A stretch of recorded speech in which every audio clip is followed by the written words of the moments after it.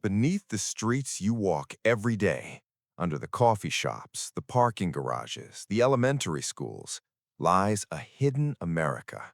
A labyrinth of forgotten tunnels where desperate men once moved rivers of illegal whiskey, where bullets still lodge in century-old brick walls, and where some say the ghosts of murdered bootleggers still guard their buried fortunes.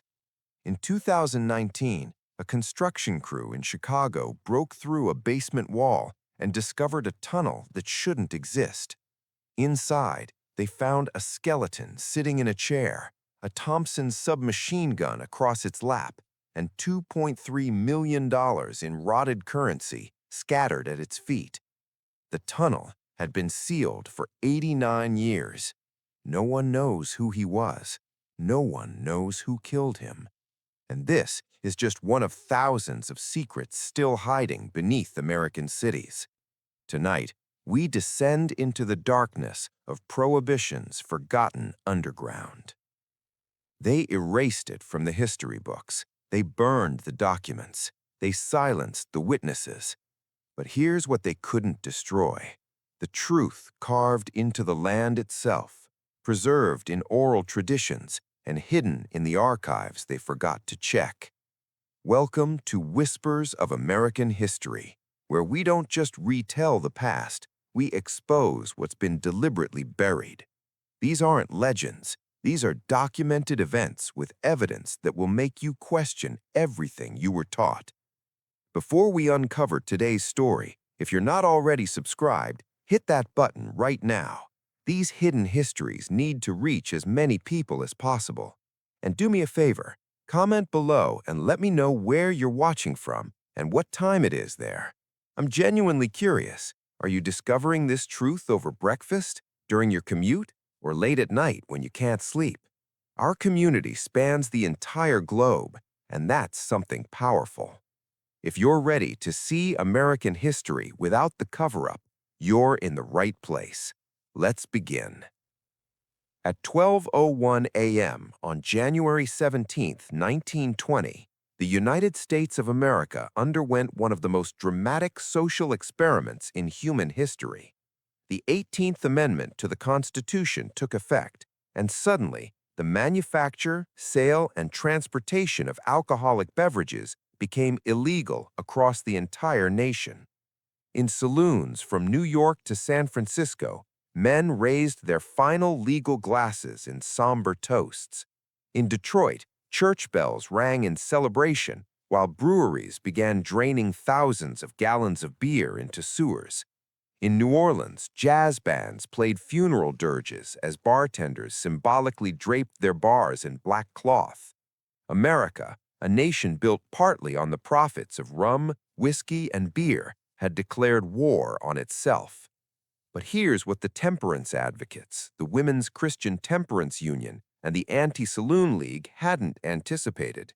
Americans weren't going to stop drinking. They were simply going to go underground, literally. Within weeks of Prohibition's implementation, a parallel economy began forming in the shadows. And the architects of this shadow economy understood something fundamental about American geography that would shape the next 13 years of lawlessness. Most major American cities were already honeycombed with tunnels, basements, and subterranean passages that the average citizen knew nothing about. The bootleggers didn't have to dig their empire from scratch. They inherited it. Part 2. Chicago's Hidden Underworld. No city embodies the mythology of Prohibition more than Chicago, and no city harbors more secrets beneath its streets.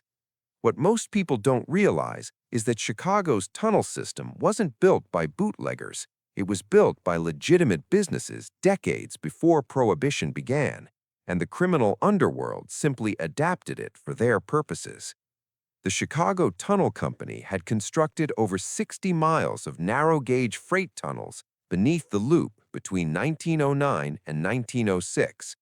These tunnels, designed to move coal, merchandise, and mail between buildings without congesting surface streets, ran 40 feet below street level, below the basements of buildings, below even the sewer system.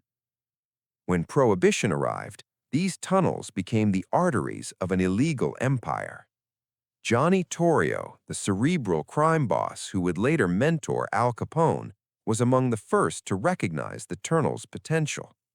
Torrio's organization began systematically mapping the tunnel system, bribing Chicago Tunnel Company employees for access, and identifying which buildings connected to which passages. Within 2 years, Torrio's bootlegging operation could move thousands of gallons of whiskey across downtown Chicago without ever seeing daylight. But the official tunnels were just the beginning. Beneath the official tunnels, beneath the sewers, beneath everything that appeared on city maps, there existed another layer, a network of passages that had been forgotten, abandoned, or deliberately hidden. Some dated back to the Great Chicago Fire of 1871, when entire neighborhoods had been rebuilt directly on top of their burned ruins. Some were remnants of the city's original street level, which had been raised by 4 to 14 feet in the 1850s and 1860s to accommodate a new sewer system. The old ground floors of buildings became basements, and the old basements became something else, something forgotten. Al Capone's organization, which absorbed Torrio's empire in 1925, expanded these forgotten passages into a sophisticated underground network. Capone employed teams of laborers, many of them recent immigrants who asked no questions, to dig connecting tunnels between breweries, warehouses, speakeasies, and safe houses. These workers were paid handsomely for their silence. Those who talked were never seen again. The most legendary of Capone's tunnels ran beneath the Four Deuces, his headquarters at 2222 South Wabash Avenue. From this building's basement, tunnels extended in at least 5 directions, connecting to a garage where trucks waited to be loaded, a brothel that served as a lookout point, a restaurant where corrupt police officers received their payoffs, and most importantly, an escape route that emerged 3 blocks away in a building owned by a supposedly legitimate Italian grocer. Federal agents raided the Four Deuces 17 times during Prohibition. They never caught Capone there. He always seemed to vanish moments before they arrived, disappearing into walls that appeared solid but weren't. In 1931, when the IRS finally caught up with Capone for tax evasion, agents discovered a tunnel entrance in his Prairie Avenue mansion that led to a network extending for nearly a mile. Inside one branch of this tunnel, they found a fully equipped hospital, operating table, anesthesia equipment, surgical tools, where Capone's organization had treated wounded gang members away from prying eyes. They found a crematorium where bodies could be disposed of without leaving evidence. They found a room filled with ledgers detailing bribes paid to over 300 Chicago police officers. But they never found the end of the tunnels. To this day, portions of Capone's underground empire remain unexplored, sealed behind walls of brick and concrete, waiting beneath the foundations of modern buildings whose owners have no idea what lies beneath their feet. If Chicago was the heart of bootlegging, Detroit was its main artery, the critical junction through which Canadian whiskey flowed into the American bloodstream.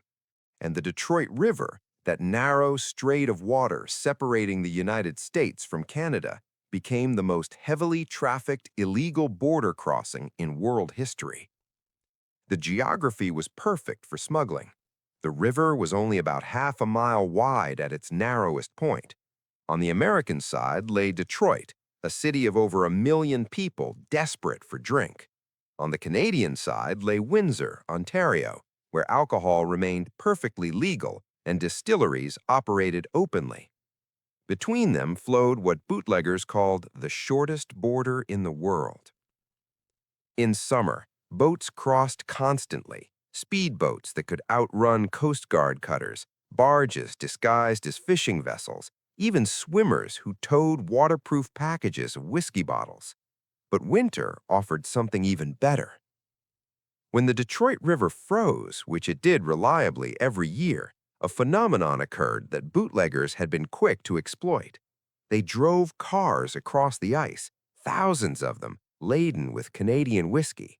They constructed elaborate systems of ropes and pulleys to haul sleds across. And when the ice was too thin to support vehicles, but thick enough to walk on, they sent men with backpacks, single file, a human conveyor belt of illegal alcohol. But the most audacious smuggling method wasn't across the river, it was under it. The Purple Gang, Detroit's predominant bootlegging organization, began planning a tunnel beneath the Detroit River as early as 1921. The engineering challenges seemed insurmountable. The river was over 40 feet deep in places, the current was strong, and the Detroit River had a layer of bedrock that would require blasting to penetrate. Nevertheless, construction began in the basement of a warehouse on Orleans Street in the summer of 1922. The tunnel was never completed. In 1924, after over 2 years of secret digging, the project was abandoned when workers broke through into an underground aquifer, flooding the tunnel with millions of gallons of water. 4 workers drowned. Their bodies were never recovered, and their deaths were never officially reported.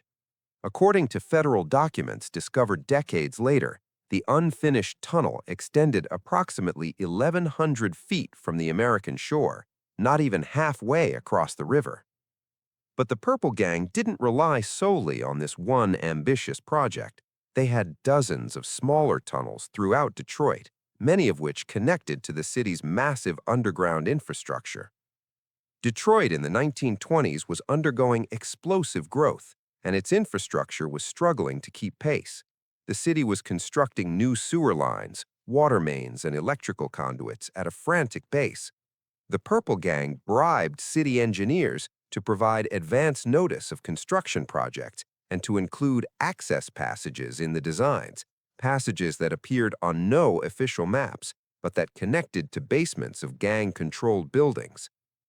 One of the most sophisticated of these networks lay beneath an area known as the Corktown neighborhood, one of Detroit's oldest districts. Tunnels connected at least a dozen buildings, including a church, a funeral home, and a children's orphanage. The funeral home served as a distribution center. Coffins entering for burial preparation were actually loaded with bottles of whiskey, which were then moved through the tunnels to various exit points throughout the city. The orphanage provided perfect cover. Who would suspect an orphanage of bootlegging? In 1929, a Detroit police officer named William Connolly stumbled upon this network while investigating an unrelated burglary. What he found in the tunnels would haunt him for the rest of his life. According to his official report, filed 3 days after his discovery, Officer Connolly found a tunnel system extending at least half a mile beneath Corktown. Along this tunnel were multiple chambers, some equipped as living quarters, others as storage facilities. In one chamber, Connolly found approximately 8,000 gallons of Canadian whiskey, worth over $400,000 at street prices. But in another chamber, he found something far more disturbing. There were bones, human bones, at least a dozen skeletons, according to Connolly's report, some still bearing traces of clothing. Several had bullet holes in their skulls. One skeleton was found chained to the wall. Another was discovered in a shallow pit covered with lime, as if someone had attempted to accelerate decomposition. Scattered among the bones were personal effects, watches, rings, wallets containing identification cards. Connolly was able to identify 3 of the victims from their personal effects. All 3 were men who had been reported missing between 1923 and 1927. All 3 had some connection to the bootlegging trade. One was a truck driver, one was a bookkeeper, and one was a rival gang member who had disappeared the same night as a major shootout on the city's west side. Connolly submitted his report and expected a major investigation to follow. Instead, he was transferred to a desk job in the city's records department. His report was filed in a cabinet and forgotten. No investigation was ever conducted, and the tunnel entrance was sealed with concrete 3 days after his discovery. Officer Connolly spent the next 40 years trying to get someone to pay attention to what he'd found. He wrote letters to newspapers, contacted the FBI, even self-published a pamphlet detailing his discovery. No one listened. He died in 1971, still haunted by those bones. In 2006, construction workers excavating for a new parking garage in Corktown broke through into an old tunnel. They found remnants of the whiskey trade, broken bottles, wooden crates marked with Canadian distillery logos, and a rusted Thompson submachine gun. They did not find any human remains, but several workers reported that the tunnels extended much further than they explored, disappearing into darkness that their flashlights couldn't penetrate. The construction company sealed the tunnels and continued with their project. No archaeological investigation was conducted. Whatever other secrets lie beneath Corktown remain buried there still. Kansas City presents one of the most unusual cases in the geography of Prohibition because its underground wasn't built during Prohibition at all. It was built during the Civil War, and it had been waiting, empty and forgotten, for bootleggers to discover it. The Kansas City area is underlain by enormous deposits of limestone, which had been quarried since the 1850s. When quarries were exhausted, they weren't filled in, they were simply abandoned, creating a network of underground caverns stretching for miles beneath the city. By 1920, there were over 100 million square feet of abandoned underground space beneath Kansas City and its suburbs. To bootleggers, this was a gift from God. Tom Pendergast, the political boss who effectively controlled Kansas City during Prohibition, recognized the cavern's potential immediately. Under Pendergast's protection, Kansas City became one of the wettest cities in America during Prohibition, a place where alcohol flowed so freely that it was nicknamed Tom's Town and the Paris of the Plains. The abandoned limestone mines became vast underground warehouses where bootleggers stored millions of gallons of whiskey, beer, and wine. The constant temperature of the caves, 55 degrees Fahrenheit year-round, actually improved the quality of aged whiskey. Some bootleggers began intentionally aging their product in the caves, marketing it as Kansas City Smooth and commanding premium prices. But the caves served purposes beyond simple storage. Pendergast's organization established underground speakeasies in several locations, venues that could accommodate hundreds of patrons at a time. These weren't dingy basement bars, they were elaborate nightclubs with electric lighting, live jazz bands, and dance floors. Because they were invisible from the surface, they operated openly with no fear of raids. The most legendary of these clubs was known simply as the Cave. Located beneath what is now the West Side neighborhood, the Cave could accommodate over 500 patrons and featured a full kitchen, multiple bars, a stage for live performances, and, according to persistent legend, a swimming pool. Federal agents knew the cave existed, but they never found it. The entrances were disguised and changed frequently, accessible only to those who knew the current password and the current location. One entrance, according to testimony given by a former bouncer in 1938, was through the basement of a meatpacking plant. Patrons would descend through the plant's legitimate cold storage area, pass through a hidden door behind shelves of hanging beef carcasses, and walk for nearly a quarter-mile through abandoned mining tunnels before reaching the cave. Other entrances reportedly included a church, a police station. Yes, a police station. Corruption in Kansas City by Pendergast's organization was total. After Pendergast's conviction for tax evasion in 1939, the cave was abandoned. Its location became a mystery, passed down through oral tradition but never confirmed. Over the decades, various people have claimed to find it, but none have provided definitive proof. The caves beneath Kansas City are simply too vast, too labyrinthine to be thoroughly explored. In 1983, a group of urban explorers claimed to have found what they believed was the cave.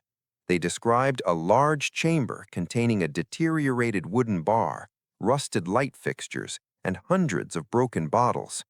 They photographed what appeared to be a stage and what might have been a swimming pool, now empty and cracked. But when they attempted to return with professional documentary equipment, they couldn't find the entrance again. The caves had swallowed their secret. New York City, the nation's largest city during Prohibition, was also its most thoroughly honeycombed by underground passages. The city's subway system, dating to 1904, provided a ready-made infrastructure for illegal transportation. Abandoned subway stations, unfinished tunnels, and maintenance passages created a network that bootleggers exploited with devastating efficiency. But the most fascinating of New York's bootlegging tunnels weren't part of the subway system at all. They were part of a much older network, passages dating back to the colonial era, when New York was still a Dutch settlement called New Amsterdam. The original Dutch settlers had built a network of cellars beneath their buildings, connected by narrow passages that allowed goods to be moved during the harsh winter months without exposure to the elements. When the British took over in 1664, they expanded these cellars, using them for storage and occasionally for smuggling contraband to avoid British customs duties.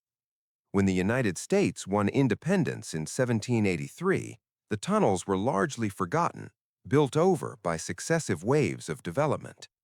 But they never completely disappeared. In the 1920s, a bootlegger named Auntie Madden, who controlled much of Manhattan's illegal alcohol trade, rediscovered portions of this colonial network beneath Lower Manhattan. Madden's organization excavated connecting passages, creating a system that allowed whiskey to move from ships docked at the waterfront to speakeasies in Midtown without ever seeing the light of day. Madden's most audacious tunnel connected directly to a pier in the East River, or rather to a structure beneath the pier.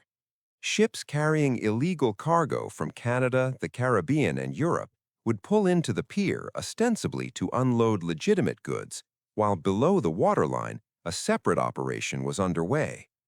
Divers would attach cables to submerged cargo dropped over the ship's far side, and a pulley system would haul the illegal goods into an underwater entrance through a passage beneath the riverbed and into a warehouse basement several blocks inland. This system was never discovered during Prohibition. It came to light only in 1952 when construction workers excavating for a new office building broke through into an underground passage and found the mechanism still in place: rusted pulleys, rotted ropes, and a tunnel that extended toward the river before disappearing beneath the water table. Perhaps the most remarkable of New York's bootlegging tunnels was discovered in 2017 when a homeowner in Brooklyn was renovating her basement. Behind a false wall, she found an entrance to a tunnel extending beneath her property line and continuing for over 200 feet. The tunnel contained thousands of bottles, most still sealed, still containing drinkable whiskey nearly a century old.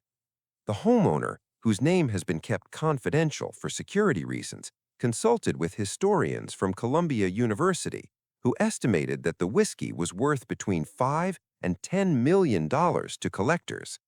But more valuable than the whiskey was what else the tunnel contained: records, ledgers, letters, and photographs documenting the operations of a bootlegging network that had never been fully uncovered during Prohibition. The documents revealed that this particular tunnel had been operated not by one of the major crime syndicates, but by a group of women, immigrants from Eastern Europe, who had established their own small-scale bootlegging operation. The photographs showed these women, faces serious and determined, posing with cases of whiskey. The ledgers documented transactions with suppliers from Canada and the Caribbean, negotiating prices and delivery schedules. This operation had apparently continued until at least 1932, when the documents abruptly end. What happened to the women who ran it remains unknown. Their names appear in no court records, no arrest logs, no newspaper accounts.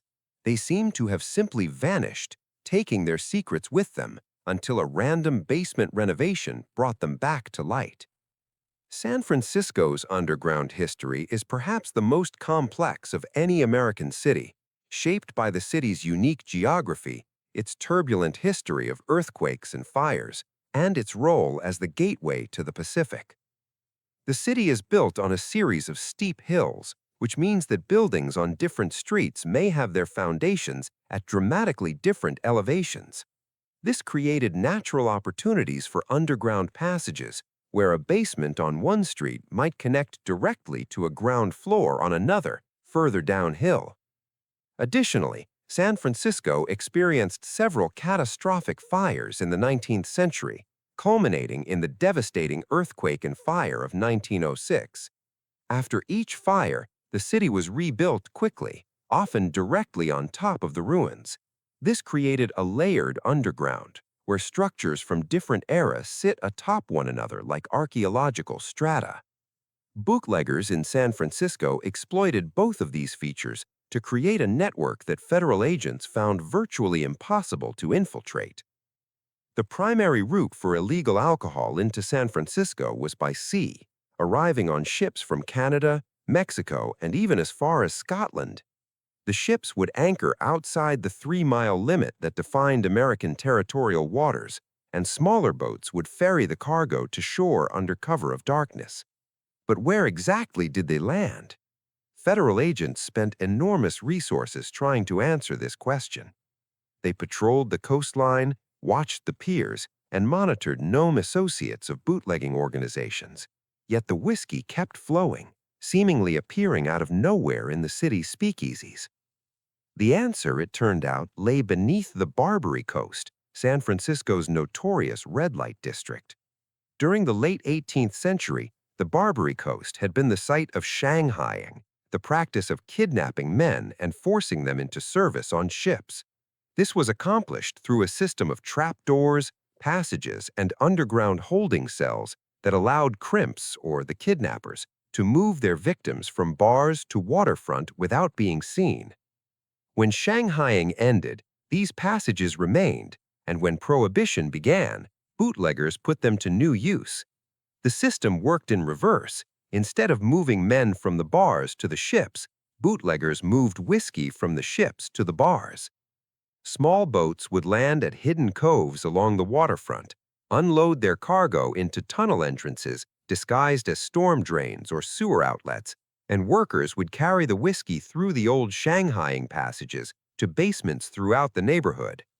From these basements, the whiskey would be distributed throughout the city.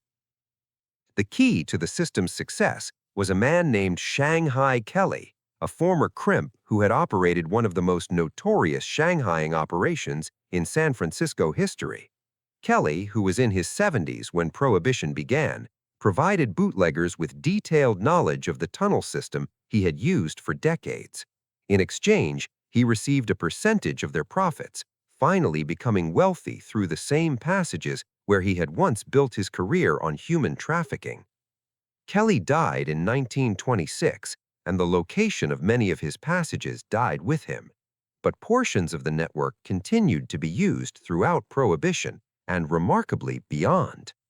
In 1957, San Francisco police raided a heroin distribution operation in the Tenderloin district. Following the suspects through a basement, they discovered a tunnel extending for nearly half a mile, connecting a dozen buildings. The tunnel showed signs of recent use, but also signs of much older use. Faded labels on wooden crates, corroded bottle caps, and even old newspapers from the 1920s, apparently used as packing material. The police report noted that the tunnel extended beyond the points they were able to explore, disappearing into areas where the ceiling had partially collapsed. They recommended further investigation, but the recommendation was never acted upon. The heroin investigation was the priority, and once the arrests were made, the tunnels were forgotten. Today, portions of the Shanghai network are known to tour operators, who lead visitors through carefully restored sections beneath the old ship saloon and other historic buildings. But these tourist-friendly passages represent only a fraction of what exists. The rest remains hidden, accessible only to those who know where to look or stumble upon it by accident. The tunnels described in this account represent only what has been discovered, documented, or revealed through historical records. But historians estimate that the known Prohibition tunnels represent perhaps 20% at most of what actually existed. Consider the mathematics of Prohibition. Over 13 years, Americans consumed approximately 200 million gallons of illegal alcohol annually, over 2.6 billion gallons total. This alcohol had to be manufactured somewhere, stored somewhere, transported somehow, and sold somewhere. Every step of this process required concealment from federal authorities, and underground passages offered the most reliable concealment available. The bootlegging industry, at its height, employed an estimated 500,000 Americans directly, with several million more involved in related activities. It generated approximately $3 billion annually, equivalent to over $50 billion today. An industry this large, this profitable, and this illegal would have required infrastructure to match. Where is that infrastructure? Some of it was destroyed.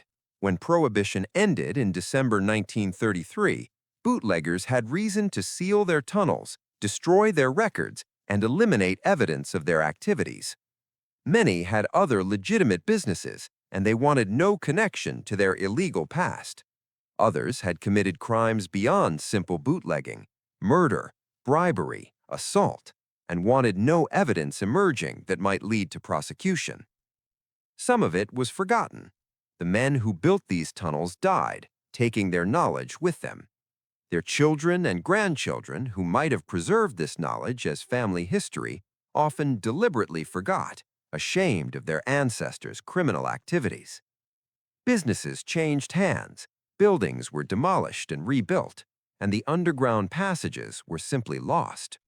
But some of it remains, waiting to be discovered. Every year, construction projects in American cities uncover new evidence of Prohibition-era bootlegging. In 2018, a sinkhole in Los Angeles revealed a tunnel containing vintage whiskey bottles and a rusted automobile. Apparently, the tunnel had once been large enough to accommodate vehicles. In 2020, a homeowner in Boston discovered a tunnel beneath his property containing not just bottles, but an entire still, apparently used for small-scale whiskey production. In 2021, archaeological work in Philadelphia uncovered a complex of underground chambers that showed signs of having been a major distribution center. Each discovery raises the same questions. How much more is out there? What other secrets lie beneath American streets? And what will the next construction crew, the next homeowner, the next urban explorer discover? This account has focused on the physical remnants of Prohibition's underground empire, the tunnels, the artifacts, the documents. But no account of these subterranean passages would be complete without acknowledging something else, something that cannot be documented or verified, but that appears consistently in accounts of these places. People report strange experiences in Prohibition-era tunnels. They hear footsteps where no one is walking. They smell cigar smoke where no one is smoking. They see shadows that move against the direction of their flashlight beams. They feel sudden, inexplicable dread, a conviction that they are not alone. Skeptics dismiss these accounts as the product of overactive imaginations stimulated by the knowledge of what occurred in these places. And perhaps that's all they are. Perhaps the mind, confronted with physical spaces where violence occurred, simply generates phantoms to match. But consider what these tunnels witnessed. Consider the men who were murdered here, their bodies disposed of in underground chambers. Consider the workers who died in cave-ins and floods, whose bodies were never recovered.